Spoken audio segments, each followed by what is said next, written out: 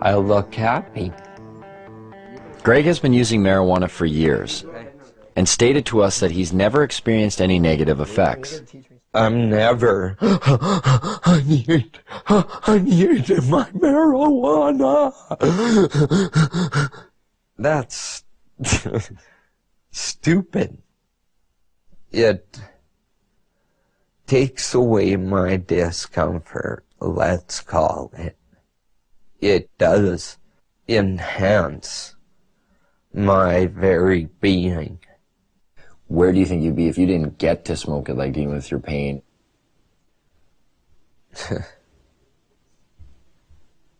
I would have found a way. How does the training and education of medical doctors today work against the acceptance of prescribing marijuana as medicine? Well, it works against them because they're brought right from the beginning, right into the fold of the pharmaceutical industry. We're reading journals, they're reading these advertisements, or they're reading papers on drugs that were financed by the drug companies, or they're being seduced by the companies. Fancy dinners, a trip for a weekend. Would you like to have 18 rounds of golf? And some of them get outright money from the drug companies. I've met doctors who said when they first came out of medical school, they didn't know what to do. It was really overwhelming. They had live patients in front of them who needed help. They were very happy to have representatives tell them what medicines would be best for their patients. So doctors have a bias toward the products of pharmaceutical industries. They do not readily accept the idea that a simple plant or herb may be useful.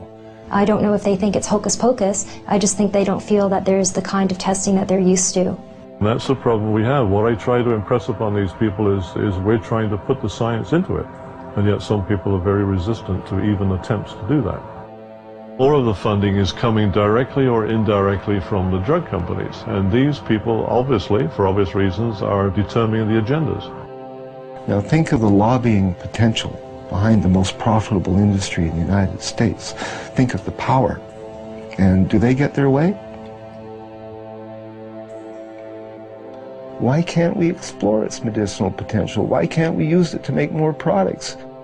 To myself and people involved in this business, it stopped making sense a long time ago. The common response is really the medical marijuana is a stalking horse for legalizing it.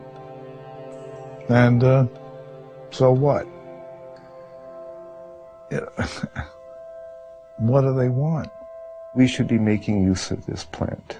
And really that's all I can say. The restriction, the prohibition is all, in my mind, just stupidity, and I don't condone stupidity. And that's a problem.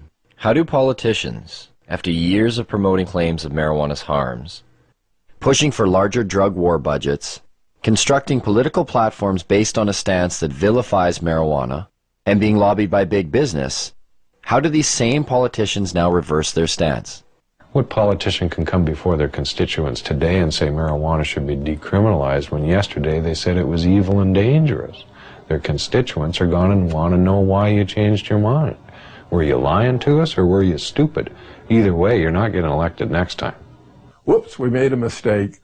You 17 million people should not have been arrested. Some of you jailed, some of you fined, some of you lost the handle on your career. One way to bypass this problem in the face of ever-growing empirical evidence is to divert attention. Add a word: medicinal.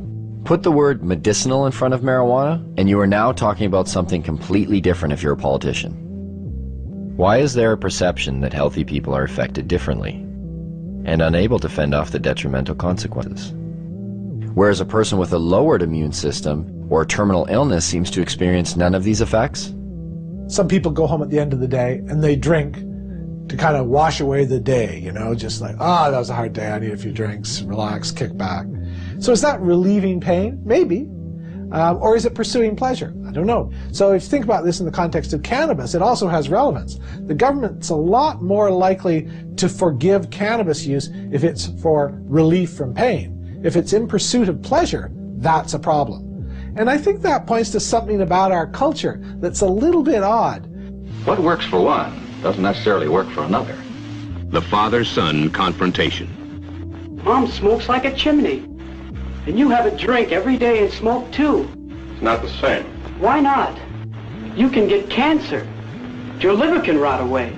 They believe today, and I'm disappointed in the media, that it hasn't brought this information, this new information to the people of this country more than it has. They believe that marijuana could well turn out to be the most dangerous drug that is in use in our country today. If you're a politician, you can get elected on a get tough on crime platform. We're going to lock up all the marijuana cultivators for a long time because you're preying on the fears of the public. Spokesmen for giant special interest groups, whether those special interest groups be law enforcement or whether they're private prisons or whether they're pharmaceutical companies or whether they're oil companies. We have spokesmen for gigantic corporations that are trying to calm us and get us to press the right button in the voting booth.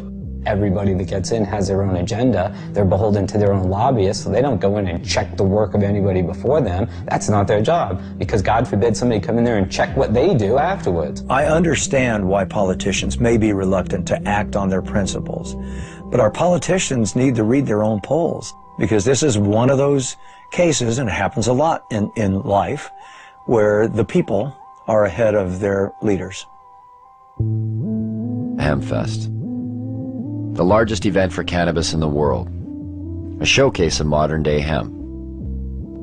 Sure, they used this stuff 70 years ago, but what good is hemp in a world like today? A world that appears to have everything it needs. It opens a whole new market. It opens a whole new market on every level. You can harvest off the seeds, you can harvest out the inner pulp and the long stem fibers. The fiber itself is the strongest natural fiber in the world. All the clothes I'm wearing today for this interview are hemp. All the clothes I actually always wear are made out of hemp.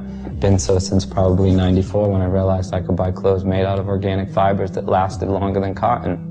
You can eat hemp seeds, and it contains all the essential amino acids and fatty acids. It makes fuel. You can make biodiesel out of it. Hemp is an excellent source for biofuel. When you grow hemp for fuel, every crop unleashes a huge amount of oxygen into the environment. And in fact, the same amount of oxygen that you lose when you burn it off, you gain back. So it's a closed cycle, ending the greenhouse effect. There are so many hundreds of strains of industrial hemp that you can grow hemp almost anywhere in the world. Not everywhere in the world, but almost everywhere in the world. So just that alone makes it a resource for fuel. That is the solution, is to stop using fossil fuels and nuclear energy. Stop using them entirely, and using wind and wave and sun more, and these biofuels. People will get it, especially as the gas prices go up.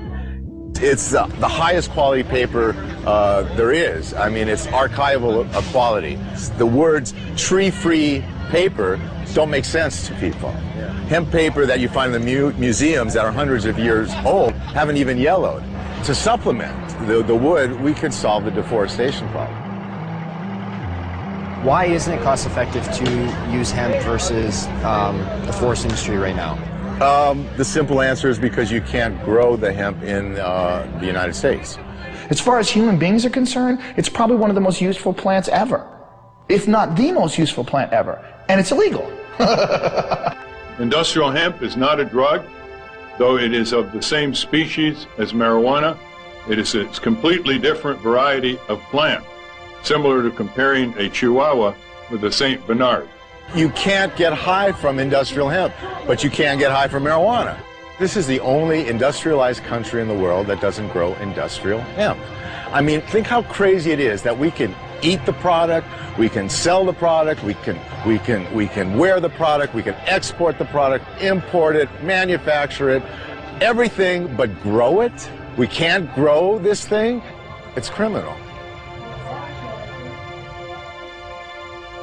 And there you have it. After 2 years of research, our quest for answers has only left us with more questions. And the only thing that really seems to make sense is that none of it makes any sense. It's a weird thing that you do when you make nature against the law.